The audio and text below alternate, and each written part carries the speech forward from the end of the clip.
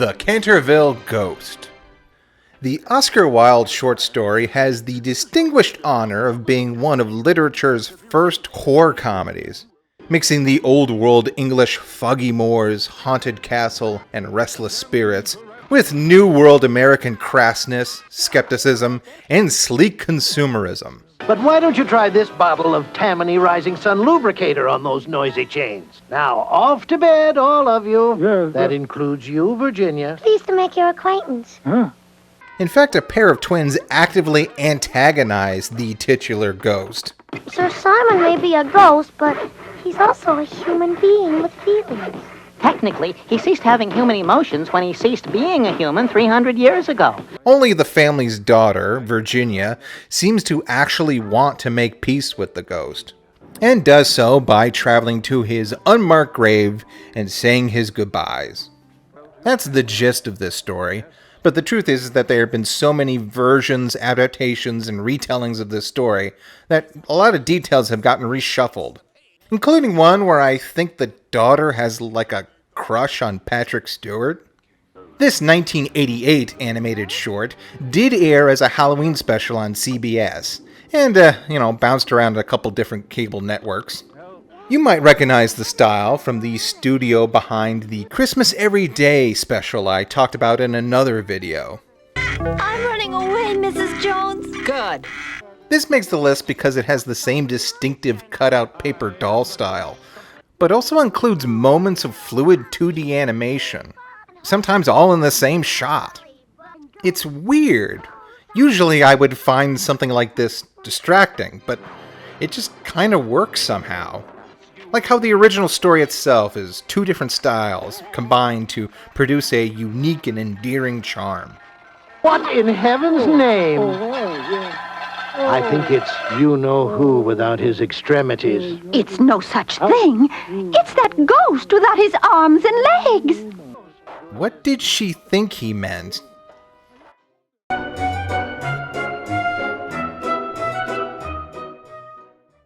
Halloween is Grinch night. I don't necessarily want to talk about the special itself, although I will say it was a trip to see this as a little kid. Up to this point, I associated Dr. Seuss with bright and silly imagery, and then you see stuff like this. By the way, if you're interested in some more of Dr. Seuss's darker works, then check out this video on his private collection. This is weird enough to qualify for the list, but I want to talk about some of the urban legends that have surrounded the actual name of this special. You see, back in the day, when you'd come across a VHS that says, "It's Grinch Night," but on TV, it would be like, "Halloween is Grinch Night." Now, this is purely anecdotal, but I was told as a kid that the reason they changed the name was because Christian fundamentalists were on the warpath in the 1990s, and they changed the name to the generic Grinch Night so they wouldn't lose any sales. Oh, I wouldn't stay home on a night like this for $60.60. Then later on I was told, no, they added the Halloween later so they could tie it to a holiday like they did Christmas. But that can't be true because, thanks to the internet, I know the original 1977 title for the special was Halloween is Grinch Night. Also, I can't find any definitive proof that Christian groups had any problem with this special, although it's not that hard to believe. One of the biggest promoters of Halloween is the public school system. What I think probably happened is that they wanted to keep selling this special as a generic Dr. Seuss video all year long. Or maybe it has something to do with video rights, who knows. I suggest you get your hands on any version you can because it really is wonderful. It's a wonderful night for eyebrows. I guess it's kind of weird how it's a prequel to the Christmas special, but Max the dog ends up leaving with the boy at the end. How does that work? Well, I'll be Grinched.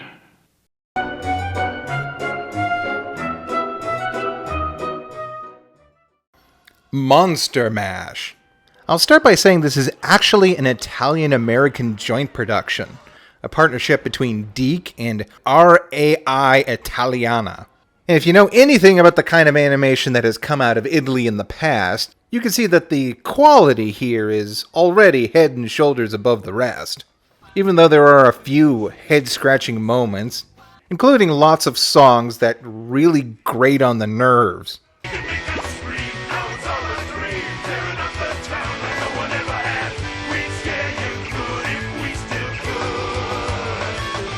And technically, it's not so much a special as it is a direct-to-video movie distributed by Universal.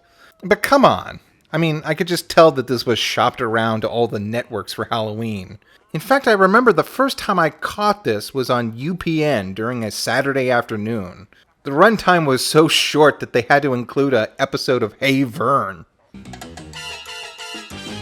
Hey Vern, it's Scary Things. And I know this thing used to bounce around Cartoon Network for a bit every other Halloween. The story is actually pretty interesting. The big three, Frankenstein, named after his father, Wolfman, and Dracula, after years of infamy, have kind of rutted themselves into positions of safe pop culture icons, much to the disdain of the monster community as a whole, especially these three young monsters, parodies of contemporary horror icons themselves. I am Freddy D. Spaghetti, king of carbohydrates. Yeah! Whoa, now that's a spicy meatball. The classic monsters are assigned to scare a typical family at random, to prove that they still got it. Typical, huh? But even after tricking them into coming to Transylvania, the monsters fail to even fluster them. It's bad or worse when the three new monsters show up to straight up murder everyone. But the family is able to use their individual talents to revitalize the monsters and help them take out their counterparts.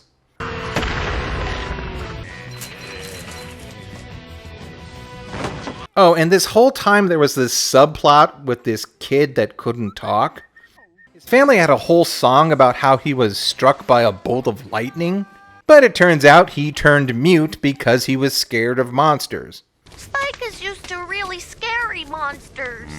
Monsters without a history. Monsters without a soul. Monsters without charm. I like the idea of older monsters showing that they still got it, but there's no reason to put down the newer creations, especially when they themselves are about 40 years old already.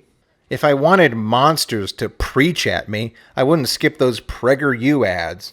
Monster Mash.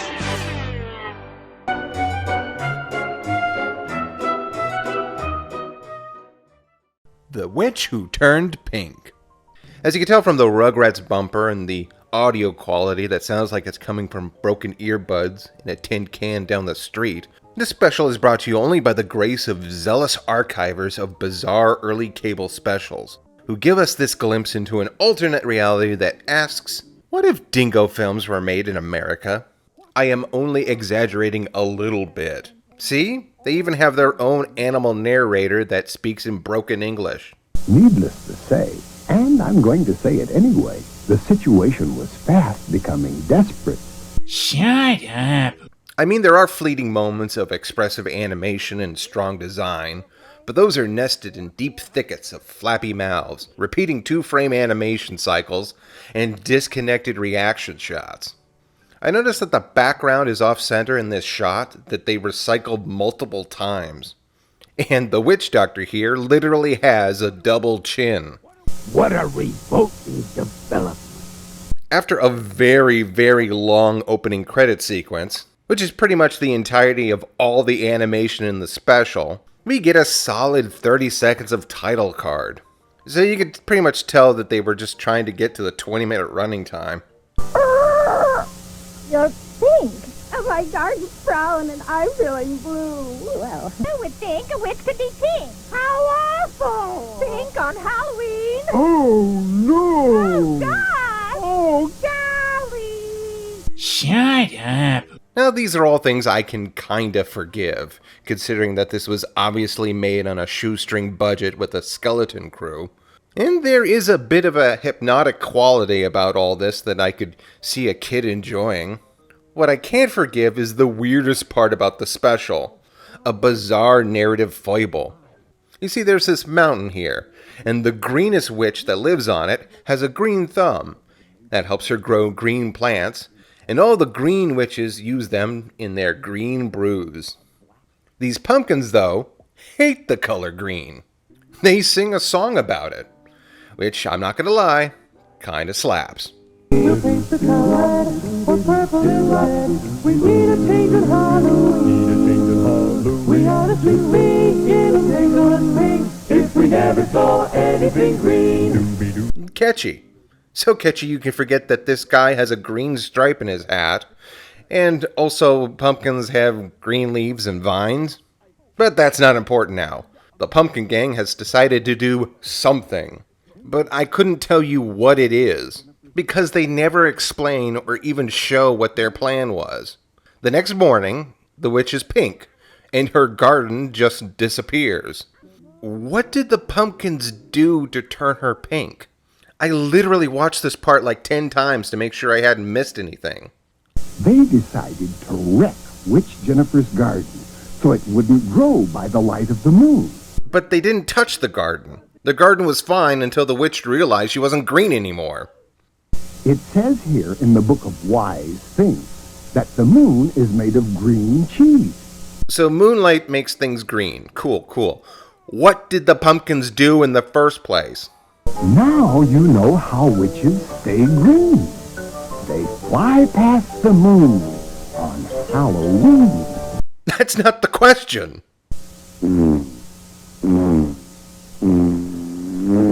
Alright, whatever. Hooray! Shut up.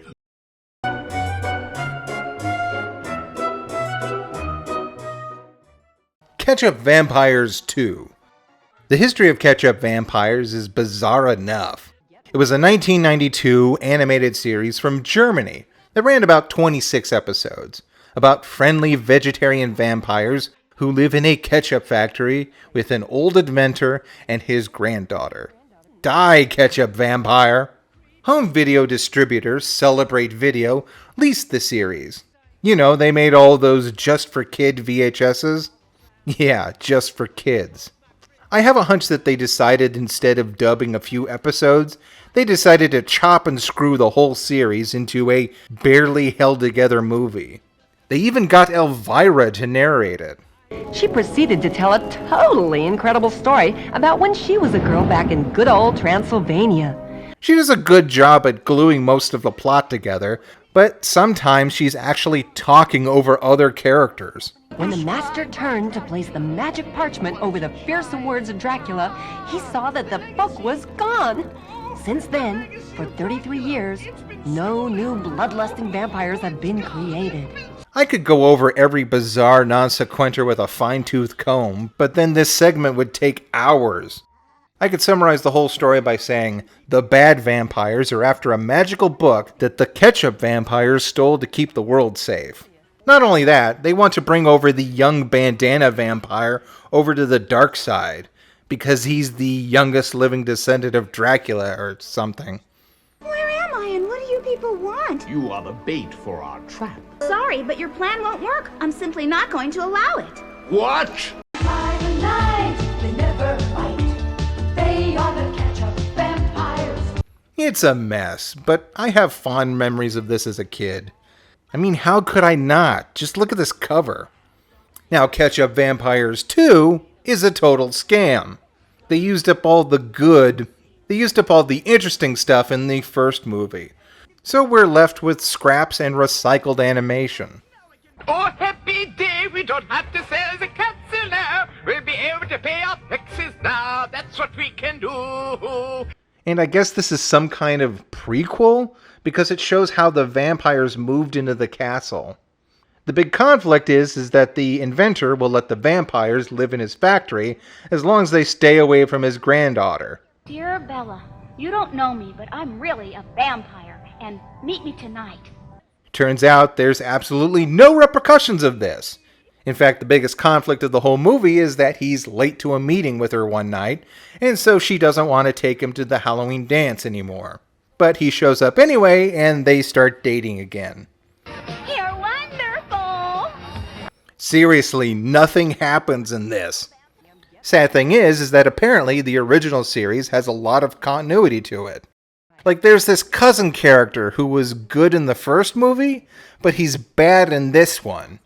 So I guess in the series, he had this whole character arc, which sounds normal now, but was surprisingly ahead of its time in 1992.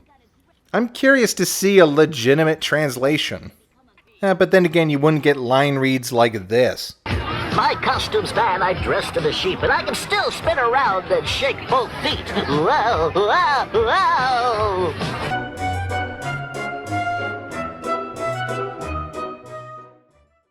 Speaking of Elvira, let's talk about the time that she hosted a MTV Halloween special. In it, the mistress of scaremonies travels to the infamous Salem, Massachusetts. Massachusetts. The place where they burn the witches. Checks out the local attractions, does a little shopping. Oh, look, I got to get one of these. I mean, this is a classic, a broom for my trip back. Or look, the new Italian modern model of a broom. Oh, this is great. And conducts some man-on-the-street interviews. Do you believe in superstitions? You know superstitions? Do you believe in them? No. Just go right ahead there. All right, see? Guess we did. Sometimes she does a few skits. Now we're going to start with some neck twists. And ready? Begin. And now to the left. That's right. Feel the burn. Sometimes they just play cheesy old movie trailers. And of course, plenty of music. Why would they play music on MTV? The whole thing is the good ghoulish fun you'd expect. The weird part comes from the addition of time. No, not Elvira, she hasn't changed a bit. It's just that whoever recorded this also included some commercials. And it's kind of like the Star Wars holiday special. It's an entirely different experience with them included. Mainly because I can't tell when it's the start of a parody or a legitimate commercial half the time. It is the highest scoring joystick that has ever been built.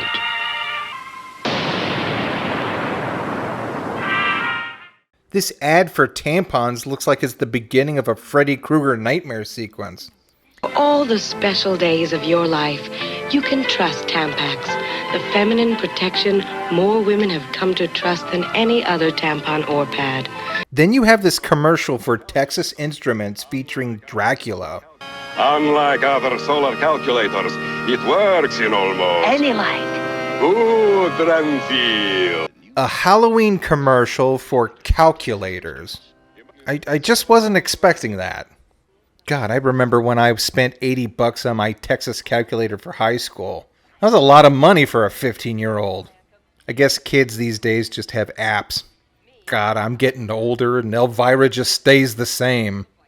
Is she a vampire? I know Scott Baio's a vampire, since he's always sucked. Oh. Go on to the next one.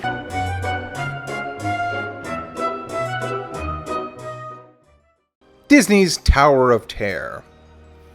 The Tower of Terror was a 1997 TV movie starring Kristen Dunst and The Goot. The movie was about... You know what? I don't even need to talk about the movie to explain why this is so weird. But first we'll have to go back to the 80s. Disney engineers were thinking up new ride ideas, and one of them was a drop tower with a horror theme. They ended up taking a lot of inspiration from the Twilight Zone, to the point that Disney actually licensed the intellectual rights from CBS. They even shot their own intro segments for a new Twilight Zone episode with a Rod Serling sound-alike. The time is now, on an evening very much like the one we have just witnessed. Tonight's story on the Twilight Zone is somewhat unique and calls for a different kind of introduction. A small criticism, just have the sound-alike re-record the whole opening dialogue so that there isn't such a definitive cut between the old and the new. I think that transition is more jarring than the drop. Aside from the numerous Twilight Zone Easter eggs you might spot, the ride itself supposedly takes place in the fifth dimension. The TV movie drops the metaphysical implications of 5 elevator passengers trapped in a parallel dimension and trades it for a much more standard ghost story about unfinished business and trying to pass over to the other side. It's fine, well acted, and has an unexpected twist, but not like an honest-to-goodness Twilight Zone episode. The movie itself actually abandons any Twilight Zone references. Nope, this is just Disney's Tower of Terror. Show? What show? This premiered on ABC. So you go through all the trouble of licensing the rights to the show for your ride, and then you gotta take it all out so you can make a movie based on said ride. Now that's what I call Whiplash.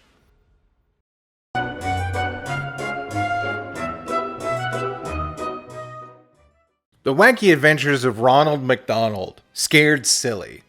If this were a regular TV show, I'd say that this was pretty standard. But this is not a regular show. This isn't even a regular straight-to-home video. This 6-episode series was commissioned by, if you haven't guessed yet, McDonald's. Yes, 2 all-beef patties, lettuce, cheese, pickles, onions on a sesame seed bun. That place. I think you had to buy a Happy Meal in order to get one of these, but it was still extra. But it's not like this is a bad product. In fact, I was surprised by the quality of it. The animation itself was done by Klasky Supo, of Rugrats, Duckman, and Ah Real Monsters fame. And you know what? These are actually some really solid designs. On top of that, you had wraparound segments with puppets and even CGI sections. Hey, Grimace, what's up? Ronald, I can't watch any more TV. No, it's scary. Now, every channel I turn to is movies with vampires and monsters and baby dogs. And you all know that McDonald's was kind of a Halloween tradition for me. I talked about how I collected all the old school buckets, the McNuggets, and they did Ices. No, wait, that was Burger King. Anyway, the point is, if you're peddling Halloween, I am interested. And even though they never specifically mention Halloween in this, come on, it was released on October 9th, 1998, and was available for the whole month. They knew what they were doing.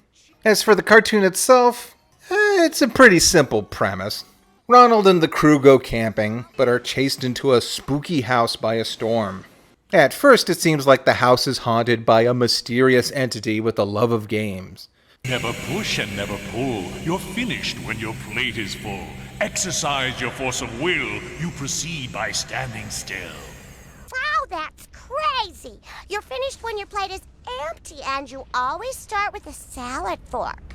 But it turns out that there was a deeper conspiracy going on here. I knew Ronald could get farther than I ever could. I wouldn't say that it was meant just for little kids, but on the other hand, there was really no standout funny moments. Ronald's dog Sunday is kind of a sarcastic pessimist, but that's not enough. Which part of don't touch anything didn't you understand? I think I saw the second one and then kind of lost interest after that. Ironically, the series just kind of lacked a bite to it that the other shows had.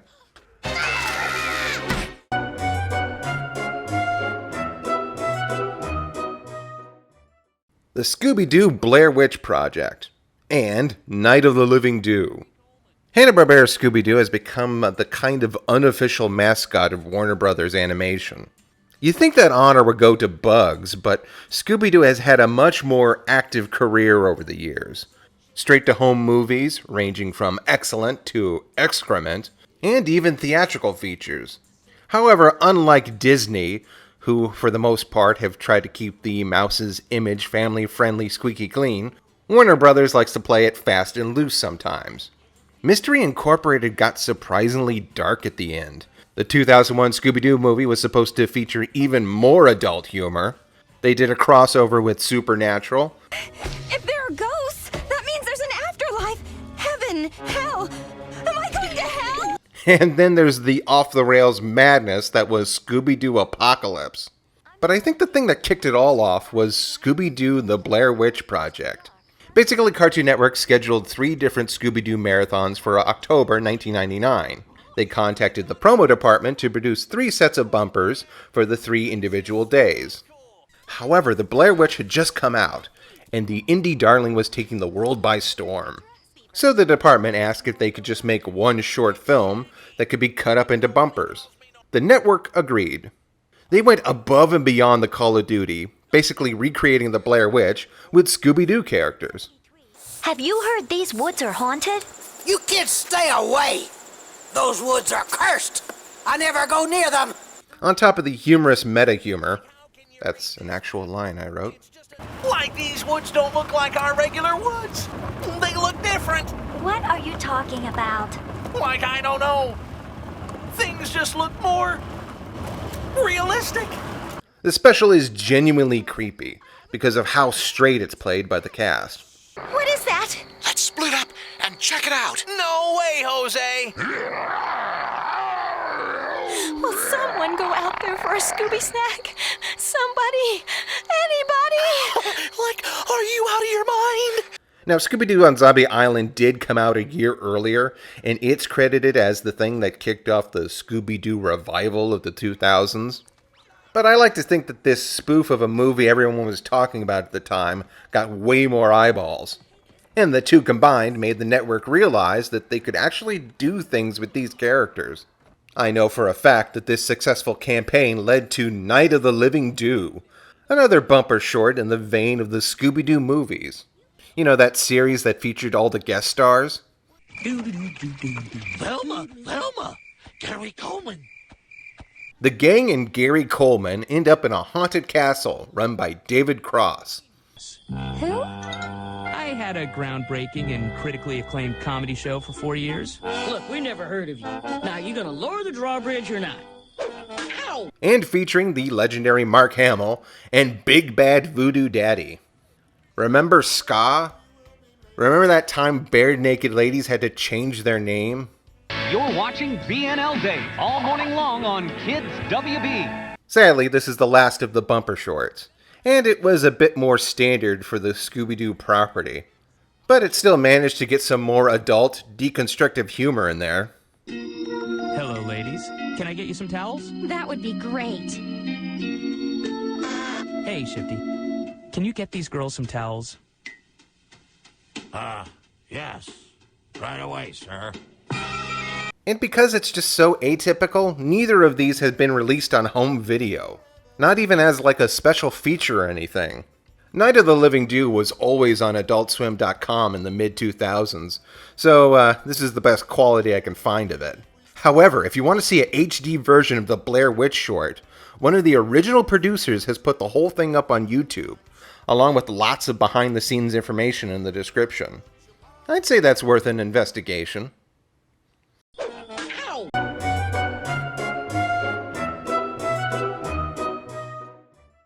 A Pumpkin Full of Nonsense. This would have been on an earlier list, but I have just now gotten a clean version of it. I remember renting this as a kid, and it has to be one of the most disappointing Halloween specials ever. Oh god, this logo.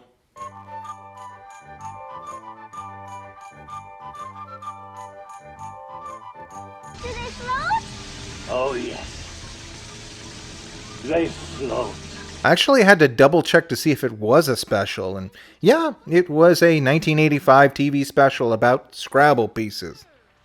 A Pumpkin Full of Nonsense is a cartoon tie-in meant to promote the short-lived Scrabble People toy line. You know, the board game? Well, they made these little Fisher-Price-like toy sets where you could connect figures and slide Scrabble tiles into their chests. But not regular Scrabble pieces, you had to buy bigger ones. And I don't think they came with a board, so you couldn't play a game with them, even though they still all had the numbers in the corner. Anyway, the special begins with Mr. Scrabble. Yes, no first name. And 2 kids looking for a pumpkin for a big Halloween party. Is he their teacher? Babysitter? Who cares? They come across a giant pumpkin, and after accidentally falling through a soft spot, they discover a 19th century village within the giant gourd. Just your average, everyday, ordinary town inside a gigantic pumpkin. This is the land of nonsense, where all the letters of the words are mixed up, even the mysterious ones on the villagers' chests. This is the work of the Muddler, a fascist who uses the ability to read and write as a stranglehold over the villagers. They're a danger to the bedrock foundation of nonsense. Stupidity. Mr. Scrabble stands up for the people's rights to free expression of ideas and becomes a political prisoner. But elsewhere, the two kids and the Princess of Nonsense run a string of acts of civil disobedience. You've got to strike so fast and so often they can't keep up with you. 4 and up. By the end, the villagers remember how to rule themselves, and the Muddler and his crew are run out of town. Oh, and I guess it's still Halloween? Remember? It was a bold choice to have a tie-in special associated with Halloween. Usually you want that to be a standalone thing. Or you go with the obvious choice of using Christmas to promote your toy. And like I said, when I rented this as a kid, I was kind of expecting something spooky. But that premise seems to be abandoned about 2 minutes in. Why couldn't the villain be like a witch? And you need to use her spell book, but all the letters are mixed up. There, I just thought of that off the top of my head. Oh well, still makes more sense than Battleship. Stupidity.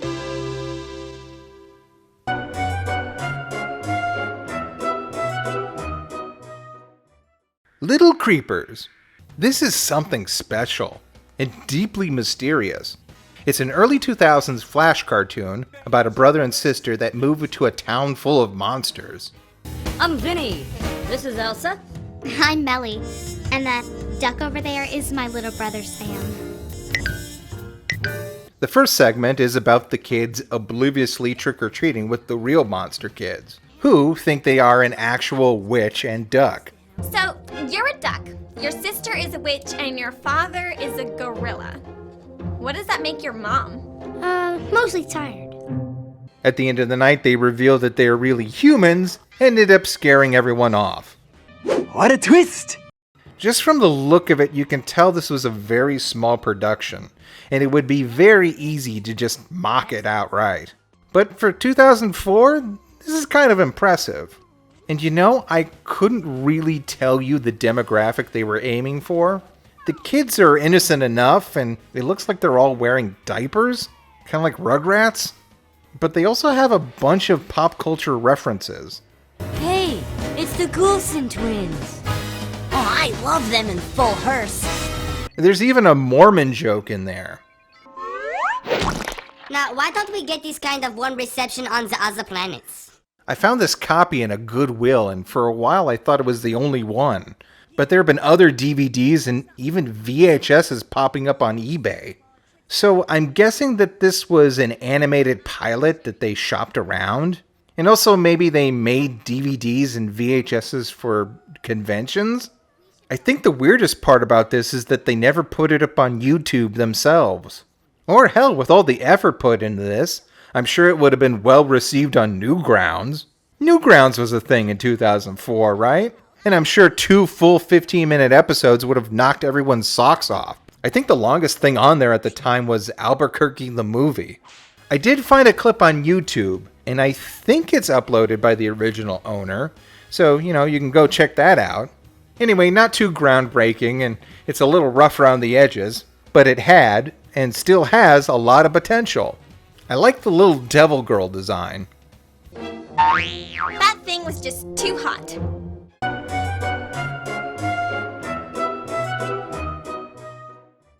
The Trick or Treaters. First of all, let me say that this is a beautiful, colorful, and stylistic animated feature. I cannot recommend it enough. It's a shame it's not on Netflix anymore, which is where I first saw it. Hopefully it'll be back on there soon. The movie is about a little girl who's being sent to an orphanage run by a cruel old woman who uses child labor to harvest beets, which, incidentally, are the secret ingredient she uses to make sweets, but only for herself. But before the little girl can get to the orphanage, the stagecoach is stopped by 3 robbers, or the trick-or-treaters. They don't find any of the gold that they were looking for, but the little girl lies and tells them that her parents are very rich. You can take me with you and trade me for my daddy's gold. Then everybody's happy, and you'll be rich. You can probably see where this is going, and you'd be right. For most of it. But the visuals, music, and animation are so good. The voice acting is okay. Not amazing, but serviceable. What do you guys think? I mean, these are tough times. Yeah, tough times. It wasn't so bad working a day job. I'm not going back to telemarketing. What a wonderful, just wonderful night. 3 robbers in my orphanage! Leave now! This was actually a 2007 German production, but only just recently got an English dub in 2016, nearly 10 years after its release, when it was originally called The Three Robbers. Now if you had mentioned Tommy Ungerer, I wouldn't have recognized that name at all, but I would have known the Moon Man, and maybe a few other children's books. But I might have also mistaken him for Tommy Paula. Tommy Ungerer was an Alsatian illustrator, very prolific, very big in Europe, and I assume popular enough to be recognized in America by those who are way more interested in children's literature than me. Which makes it weird that the company produced an English dub. They just decided to shoehorn Halloween into this classic children's story. Heck, just look at the cover. First of all, there is not one single pumpkin in this story, let alone rows of jack-o'-lanterns. Also, this little girl makes it look like one of those weird predatory YouTube videos. What kind of company would be so deceptive and underhanded and... And you know what? I had suspicions that this wasn't really a Halloween movie, just by the way that the narrator was constantly overselling it. Now let me tell you the story of how Halloween began. Once upon a time, in a town named Halloween. Halloween, as we know it, couldn't have happened without the little girl Tiffany. You might see magical creatures on your street on Halloween night, but back then, they were real. On Halloween, we wear countless disguises, but Tiffany had the greatest disguise of all. And for the three robbers, they no longer stole gold, but instead gave sweets to all the kids who asked for them. And that's why Halloween is filled with candy.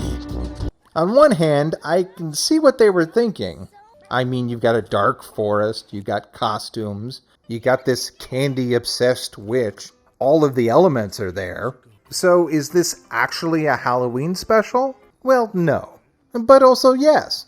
I mean, it was originally released in October 2007, so they knew it would be appropriate for Halloween. It's just that the American dub dialed that up to an 11. It's a trick, but it's still a treat. Ta-da!